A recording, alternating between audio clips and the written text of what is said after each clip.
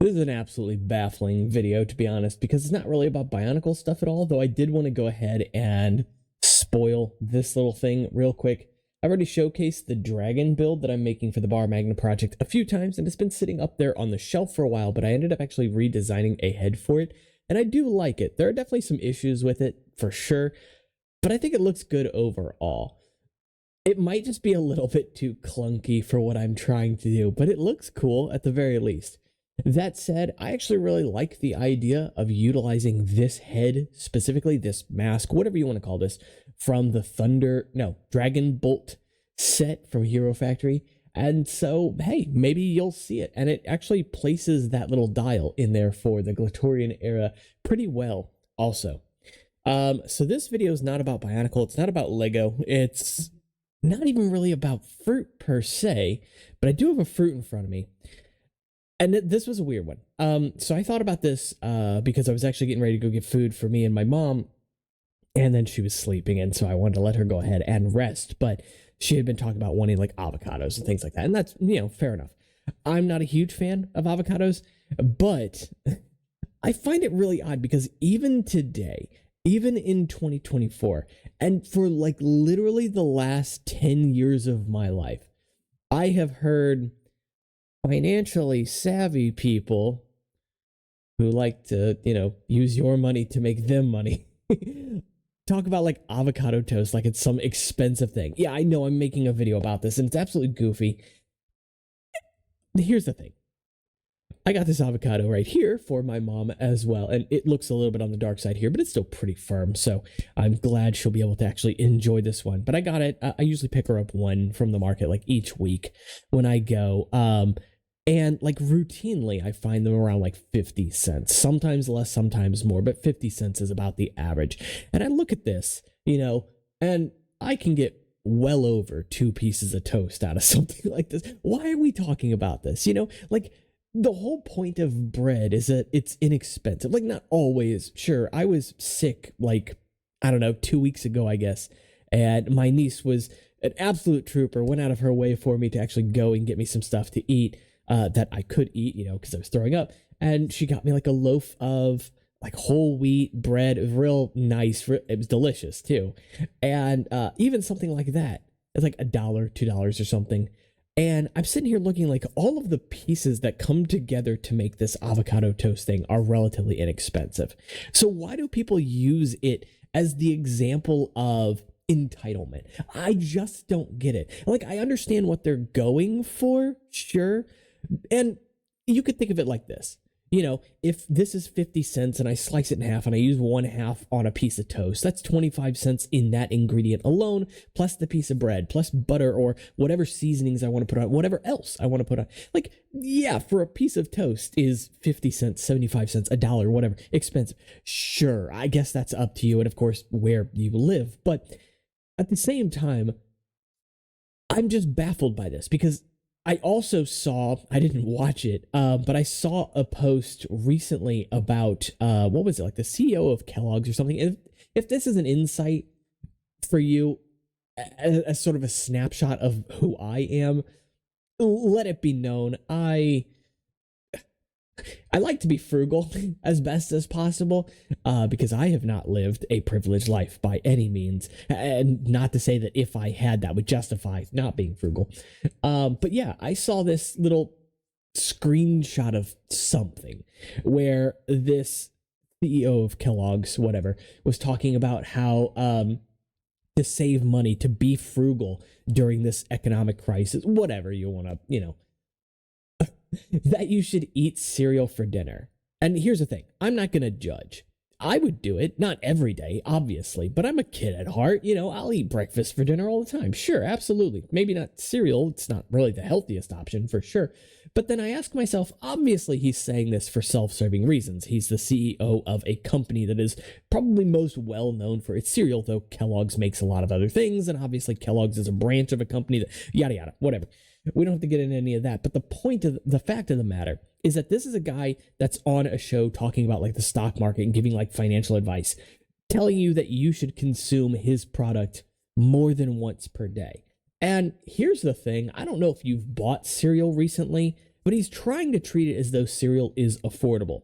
And it can be, absolutely, especially if you buy off-brand. But by the time you're going for like Kellogg brand stuff, unless you're going for like cornflakes, you're talking about like $5 a box. And that doesn't sound like much, I guess, depending on, again, where you're from or, you know, what you deem as too much money for cereal. But when I can go to a store like Aldi's up the road from me and buy a box of Honey Nut Cheerio, you know, they're off-brand for $1.50, and it's a big box, versus I go to Walmart or even that same store, even Aldi, and buy a name brand box of cereal that's 11 ounces for $3, $4, $5 or more. I start to think to myself, like, that's not like a good option, you know?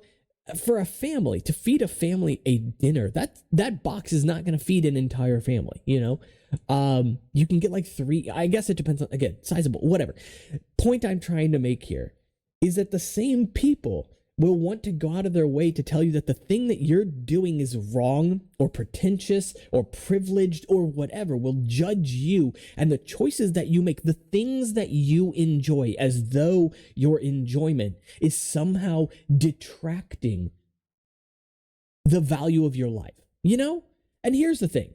I've come to realize growing up that as adults, we're basically all pretending. I've said this before, and it really reigns true. There are countless, many smart, intelligent people who are masters in their field, but nobody knows it all, you know? And also, we do live in a society that, for the most part, we made up, you know? And so, I know I'm saying that a lot.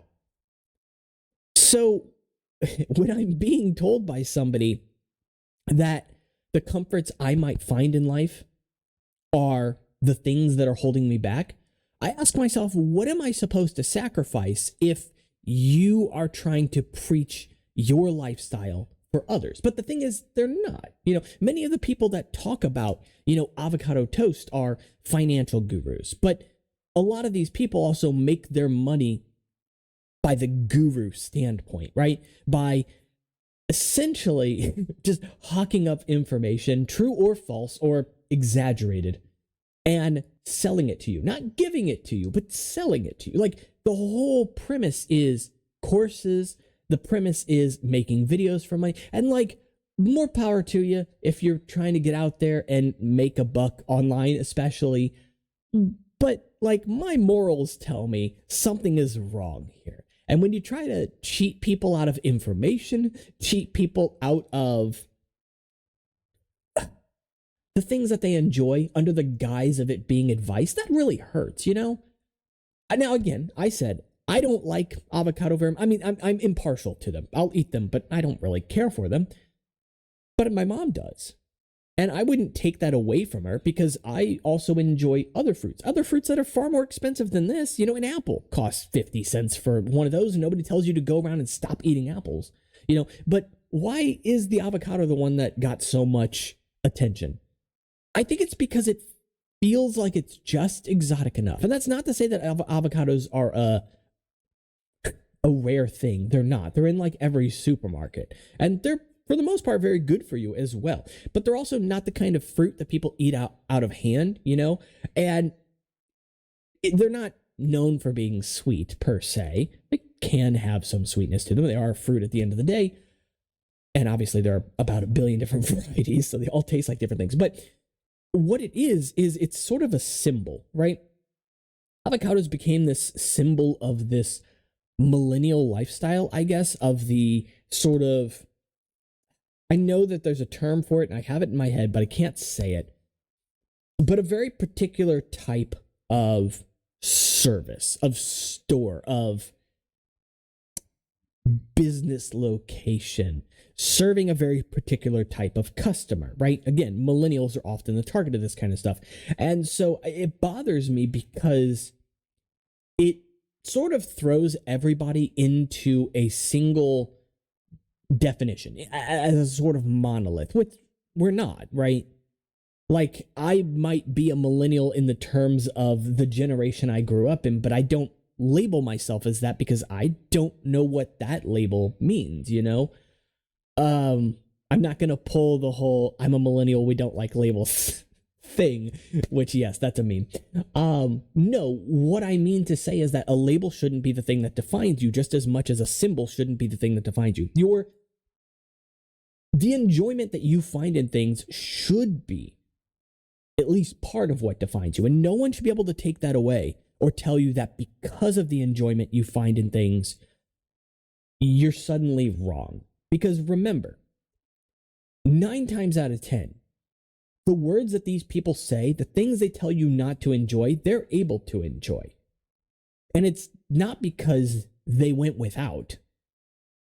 It's because of people who consume their content. If I go up to someone who's a millionaire, and I don't want to take any of their advice, but if I were to ask for their advice, that's not to say there aren't, smart millionaires out there. If I were to ask for their advice, the last thing I would want them to do is tell me what not to do, to berate me for my lifestyle as it is. And again, it's not because they may not have knowledge, but it's because I have a distrust of them, many of them, oftentimes because many of them got to the position that they are in based on taking advantage of others. I used to work for somebody who was a millionaire, and I also used to watch this guy who had so many cars, so many vehicles in general, and yet at the same time, very likely, I want to say committed some crimes in the sense of like taxes and stuff. I don't want to get into more specifics than that. All I can say is like watching someone write your check in front of you and tell you that they're paying you a different amount than what they're writing it down in their own log. That's something's fishy going on there. Anyway, the point is, you can learn a lot from people and their past experiences. But the unique thing about those experiences is that they are theirs, not yours. They don't apply to your situation. They don't apply to your mindset, and they can't because A, they already happened in the past, right, to that person. And B, you're not that person, neither mentally, nor should you try to be, nor situationally. You are who you are, and life circumstances are for the most part out of your control. Not entirely, obviously. I'd be remiss to say that anything you do doesn't affect where you're going in life, because absolutely it does. But like I said at the beginning, we're all pretending. Nobody has all the answers, and it's probably best to be weary of those who pretend that they do. All right. So hopefully you found some information in this video useful. If you did, make sure to leave a like and subscribe. It really helps out the channel. Clearly, this is unscripted. You already know that. Of course, if you want to join in on the conversation, you can check out the comments below, of course. I'd love to hear from you, and of course, I respond to my comments as well. But you can also take the conversation further over on Discord, Instagram, and Patreon if you want to support the channel and get some perks. And don't worry, if you're still here for that Bionicle content, I will be putting out a video later today on the Bionicle stuff as well. Take care.